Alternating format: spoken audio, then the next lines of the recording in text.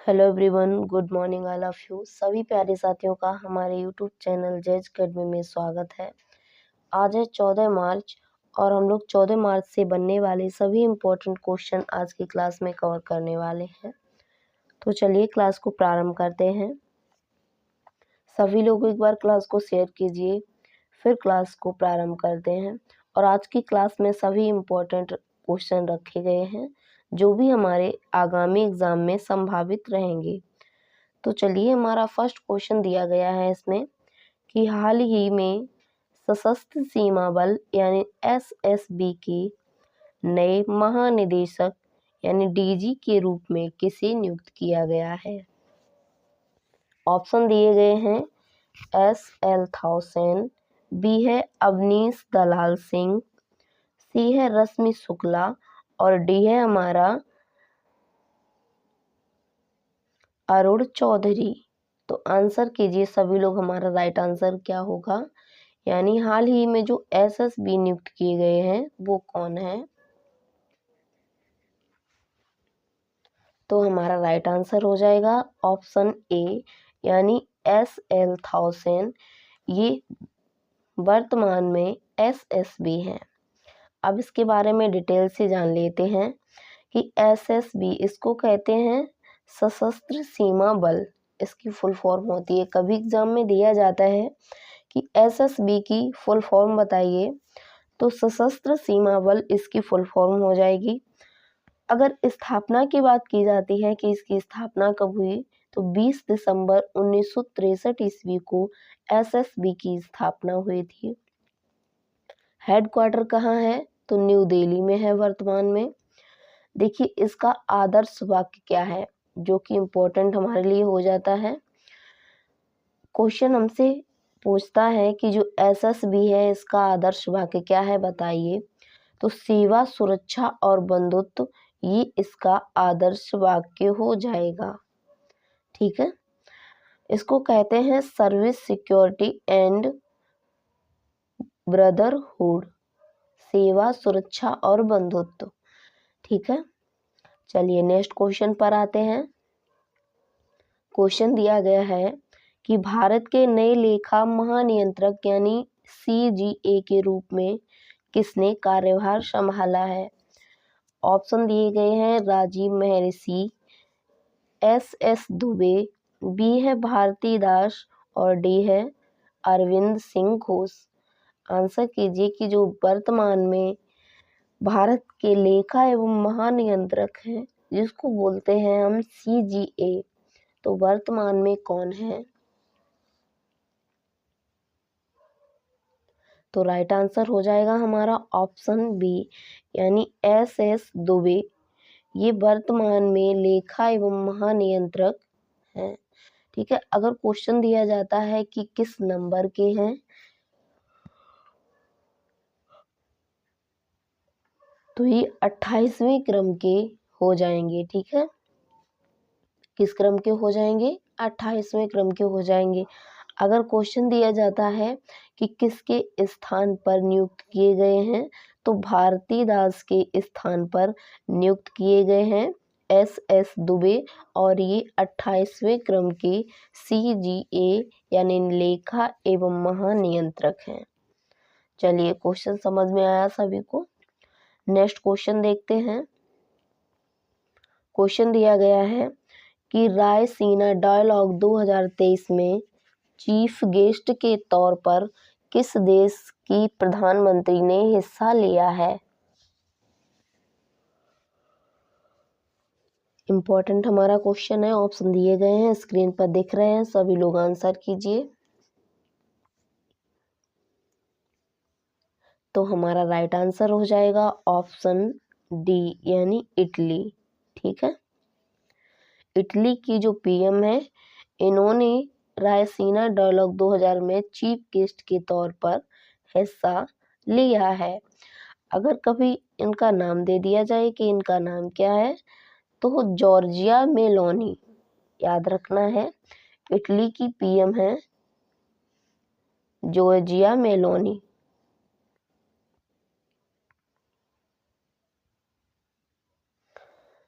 Italy की PM कौन है, जॉर्जिया मेलोनी है।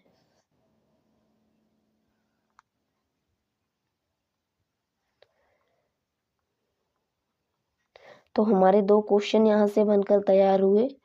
फर्स्ट तो ये है कि रायसीना डायलॉग में चीफ गेस्ट के रूप में किस देश की पीएम ने हिस्सा लिया है? तो इटली की पीएम ने। इटली की पीएम का नाम क्या है? तो जॉर्जिया मेलोनी है, जो कि वर्तमान में इटली देश की पीएम है। ठीक है, चलिए अगले क्वेश्चन पर आते हैं। क्वेश्चन हमारा दिया गया है कि कतर के नए प्रधानमंत्री कौन बने हैं? ऑप्शन ए है शेख मोहम्मद बिन रहमान अल थानी, बी है शेख तमीम बिन अहमद अल थानी, सी है शेख खालिद बिन खलीफा बिन अब्दुल अजीज अल थानी, ऑप्शन डी है शेख राशिद अल मखतूम। राइट आंसर क्या होगा? आंसर कीजिए सभी लोग। जो कतर देश है इसके नए पीएम कौन बने हैं? तो हमारा राइट आंसर हो जाएगा ऑप्शन ए, यानी शेख मोहम्मद बिन अब्दुल रहमान अल थानी, ये कतर देश के पीएम बने हैं। एक क्वेश्चन इसमें आपको कमेंट करना होगा, एक पॉइंट, कि कतर देश की कैपिटल क्या हो जाएगी? यानी जो कतर देश है इसकी राजधानी क्या हो जाएगी? तो दोहा इसकी राजधानी हो जाएगी। कई बार क्वेश्चन ये एग्जाम में दिया गया है कि कतर देश की कैपिटल क्या है? तो दोहा है।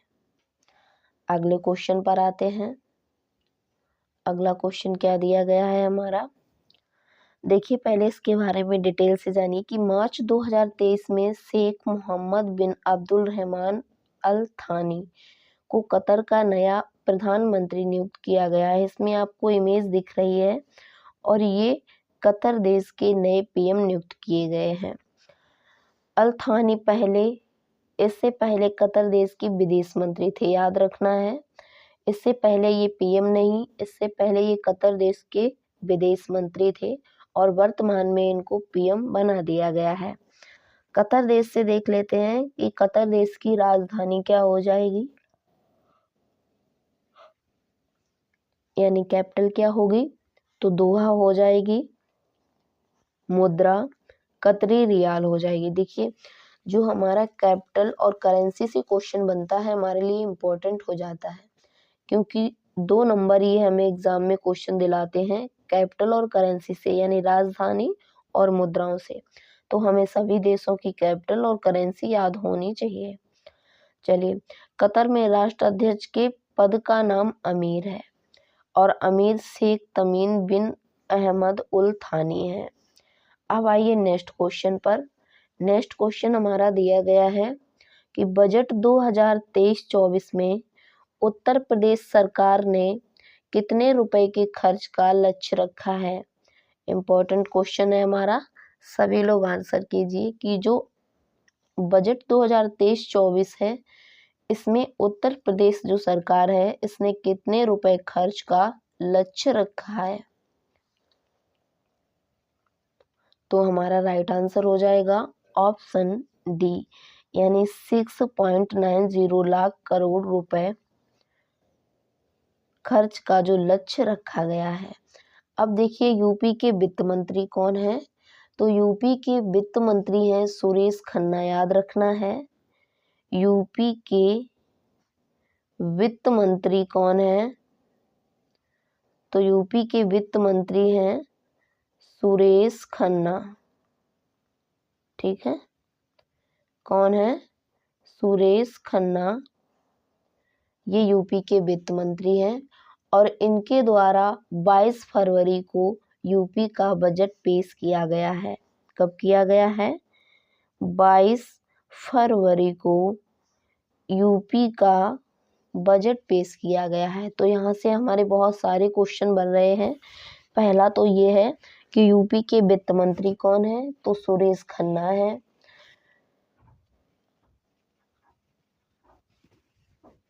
इनके द्वारा उत्तर प्रदेश का बजट कब पेश किया गया है? तो 22 फरवरी को पेश किया गया है। खर्च का लक्ष्य कितना रखा गया है? तो 6.90 लाख करोड़ रुपए ये खर्च का लक्ष्य रखा गया है। तो सारे क्वेश्चन हमारे यहाँ से कंप्लीट हो गए। अगले क्वेश्चन पर आते हैं। क्वेश्चन इसी से संबंधित अगला दिया गया है कि बजट 2023-24 में मध्य प्रदेश सरकार ने कितने रुपए के खर्च का लक्ष्य रखा है। वहां पर हमारी उत्तर प्रदेश सरकार का दिया गया है और यहाँ पर मध्य प्रदेश सरकार का। चलिए, ऑप्शन सारे स्क्रीन पर दिख रहे हैं, सभी लोग आंसर कीजिए। तो हमारा राइट आंसर हो जाएगा ऑप्शन ए, यानी 3.14 लाख करोड़ रुपए, इतने रुपए खर्च का लक्ष्य रखा गया है मध्य प्रदेश सरकार के द्वारा। अब देखिए, मध्य प्रदेश के जो वित्त मंत्री हैं वो कौन है।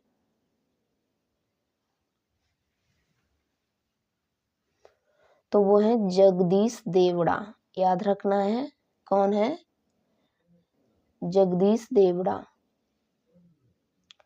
चलिए, और इन्होंने बजट पेश कब किया है? तो 1 मार्च को पेश किया है और ये एमपी का पहला ई बजट है, याद रखना है।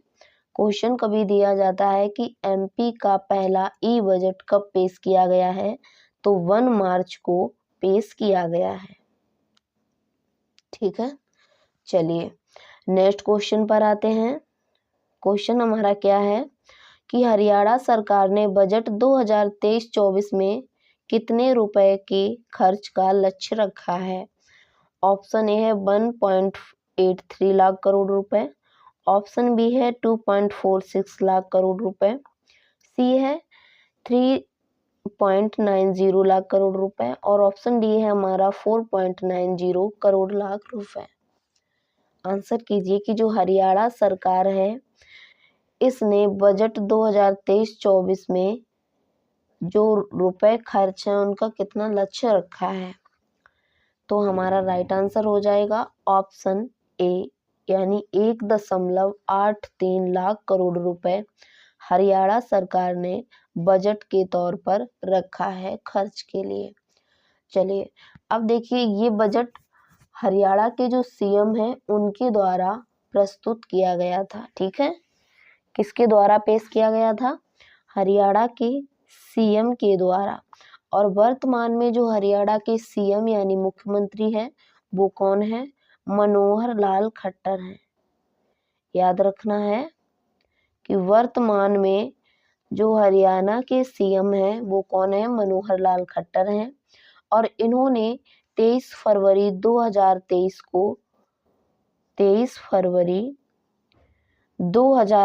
को बजट पेश किया है। ठीक है, तो बहुत सारे क्वेश्चन यहाँ से भी हमारे बन गए हैं कि हरियाणा का जो बजट है वो किसके द्वारा पेश किया गया है। तो हरियाणा के सीएम के द्वारा पेश किया गया है। वर्तमान में हरियाणा के सीएम कौन है? तो मनोहर लाल खट्टर हैं। और बजट कब पेश किया गया है? तो 23 फरवरी को पेश किया गया है। इसी क्रम में अगले क्वेश्चन पर आते हैं। क्वेश्चन नंबर 8 हमारा है कि झारखंड सरकार ने राज्य के वित्तीय वर्ष यानी 2023-24 के लिए किस नाम से संविधान सभा में बजट पेश किया है। यानी देखिए, थोड़ा हमारा क्वेश्चन यहाँ पर डिफिकल्ट कर दिया है। यहाँ पर हमसे ये पूछा गया है कि जो झारखंड सरकार है इसने वित्तीय वर्ष 2023-24 के लिए किस नाम से विधानसभा में बजट पेश किया है। ऑप्शन ए है हमर अपन बजट, बी है हमीन कर बजट, सी है हमार बजट और डी है जोहर बजट। तो राइट आंसर क्या होगा?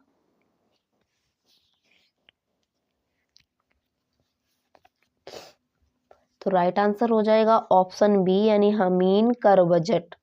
ये झारखंड सरकार है, इसने वित्तीय वर्ष 2023-24 में जो विधानसभा में बजट पेश किया है तो इस नाम से पेश किया है कि हमीन कर बजट। ठीक है, चलिए, इसका मतलब होता है कि हम लोगों के कर का बजट। याद रखना, कभी क्वेश्चन दिया जाता है कि हमीन कर बजट का मतलब क्या है, तो इसका मतलब है हम लोगों के कर का बजट। ठीक है, और इन्होंने लक्ष्य कितना रखा है? यहाँ पर ये क्वेश्चन हमारा नहीं दिया गया, फिर भी जान लीजिए एक बार कि लक्ष्य है 1.16 लाख करोड़ रुपए। किस सरकार के द्वारा ये लक्ष्य रखा गया है? तो झारखंड की सरकार के द्वारा ये लक्ष्य रखा गया है। नेक्स्ट क्वेश्चन पर आते हैं। इसी क्रम में हमारा दिया गया है कि भारत में कैंपस स्थापित करने वाला पहला विदेशी विश्वविद्यालय कौन होगा, जिसका ऐलान ऑस्ट्रेलिया के पीएम एंथनी एल्बनीज के किया है। ठीक है, किसने किया है? जो ऑस्ट्रेलिया की पीएम है एंथनी एल्बनीज, इनके द्वारा किया गया है। तो कौन सी यूनिवर्सिटी है? ऑप्शन सारे दिख रहे हैं, तो हमारा राइट आंसर हो जाएगा ऑप्शन सी, यानी डीकिन यूनिवर्सिटी। ठीक है, अब देखिए जो डीकिन यूनिवर्सिटी है, ये यूनिवर्सिटी कहाँ की है? तो ये ऑस्ट्रेलिया की है, याद रखना है। डीकिन यूनिवर्सिटी किस देश की है? ऑस्ट्रेलिया की है। और ये जो यहाँ पर इसका स्थापित कर, जो भारत में कैंपस स्थापित किया जाएगा इसका, तो ये कहाँ पर किया जाएगा? गुजरात में किया जाएगा। कहाँ पर? गुजरात में। और खास गुजरात में नहीं, गुजरात के गांधीनगर के गिफ्ट सिटी में स्थापित किया जाएगा, याद रखना है।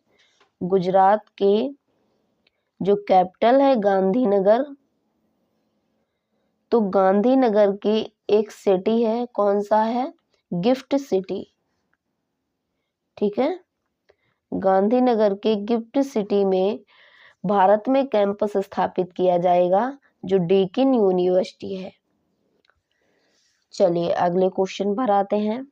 क्वेश्चन हमारा नंबर 10 दिया गया है कि किस देश की सरकार ने भारतीय स्टूडेंट के लिए मैत्री स्कॉलरशिप शुरू की है? इंपॉर्टेंट क्वेश्चन है। ऑप्शन ए है यूनाइटेड किंगडम, बी है जर्मनी, सी है जापान और डी है ऑस्ट्रेलिया। तो हमारा राइट आंसर क्या होगा?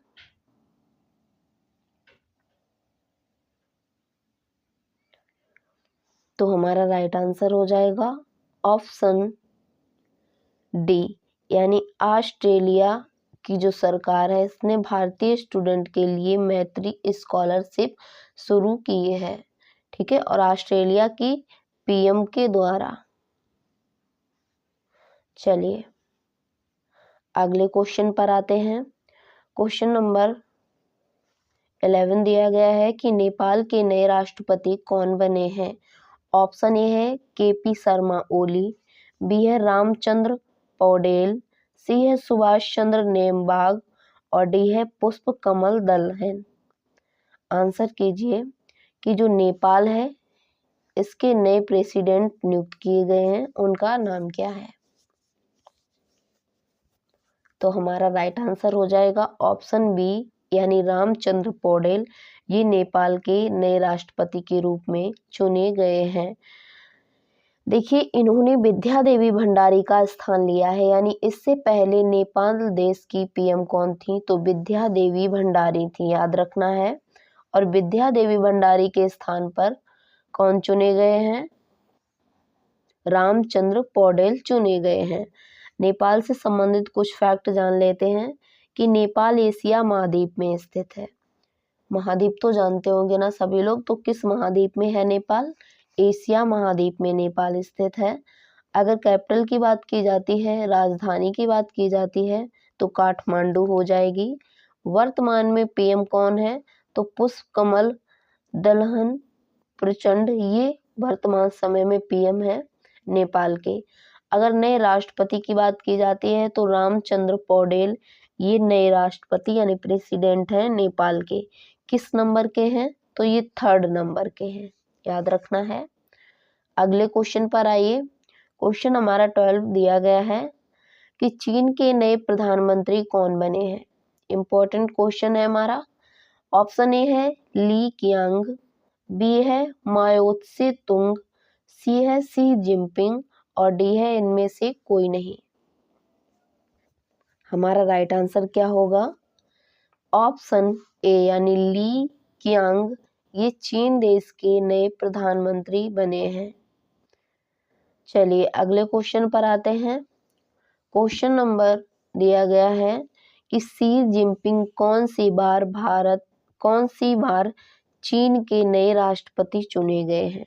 यानी जो इसमें शी जिनपिंग है, आपको इमेज दिख रही होगी, तो ये यानी कौन सी बार चीन के राष्ट्रपति यानी प्रेसिडेंट के रूप में चुने गए हैं। ऑप्शन ए है दूसरी बार, तीसरी बार, चौथी बार, पांचवी बार। तो हमारा राइट आंसर क्या हो जाएगा?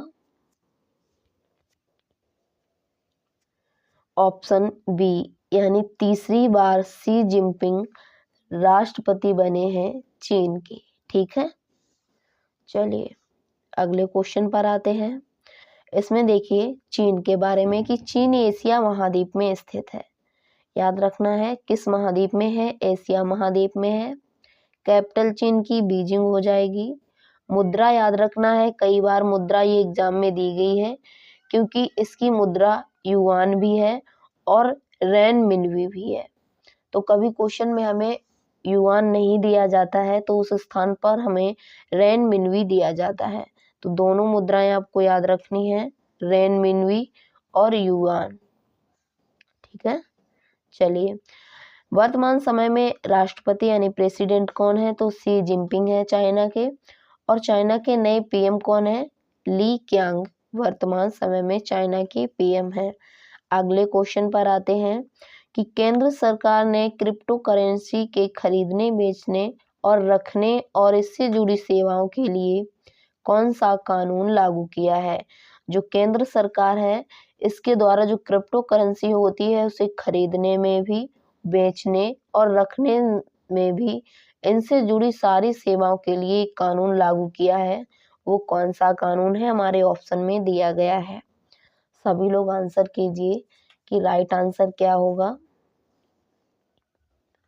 तो राइट आंसर हो जाएगा ऑप्शन ए, यानी एंटी मनी लॉन्ड्रिंग लॉ। ये कानून लागू किया गया है क्रिप्टो करेंसी खरीदने में भी, बेचने और अपने पास रखने से भी जुड़ी सारी सेवाओं के लिए। चलिए अगले क्वेश्चन पर आते हैं कि सतीश कौशिक का हाल ही में निधन हो गया है। वे क्षेत्र के लिए प्रसिद्ध हैं, यानी किस क्षेत्र के लिए प्रसिद्ध हैं? ऑप्शन ए है फिल्म, बी है खेल, सी है राजनीतिक और डी है विज्ञान। तो हमारा राइट आंसर हो जाएगा ऑप्शन ए, यानी सतीश कौशिक इनका हाल ही में निधन हो गया है और ये फिल्म जगत से संबंधित हैं। डिटेल से देखते हैं इनके बारे में कि सतीश कौशिक का 9 मार्च 2023 को 66 वर्ष की आयु में निधन हो गया है। ये हिंदी फिल्मों के एक एक्टर भी थे, डायरेक्टर भी थे, प्रोड्यूसर और कॉमेडियन और स्क्रिप्ट राइटर भी थे, याद रखना है। ठीक है, इन्होंने 1983 में आई फिल्म मासूम से इन्होंने बॉलीवुड में एक असिस्टेंट डायरेक्टर के तौर पर डेब्यू किया था।